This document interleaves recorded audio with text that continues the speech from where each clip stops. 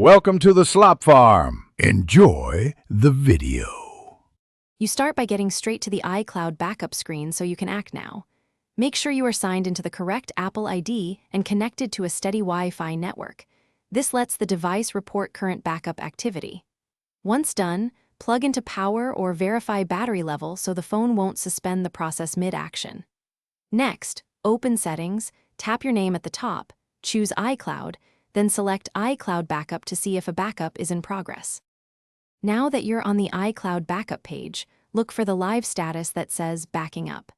Tap Stop this backup if that option appears, or toggle iCloud Backup off to prevent further uploads. When asked to confirm, accept so the device will halt the current transfer. This stops data mid-sync and frees bandwidth. If the interface doesn't show a stop button, briefly disable Wi-Fi to force a pause. Then return to Settings to finalize turning backup. Finish by confirming that iCloud Backup now shows Backup Off or a recent last backup timestamp. That tells you the transfer stopped. If the status stubbornly remains backing up, restart the device to clear any hung processes and then recheck the iCloud Backup setting.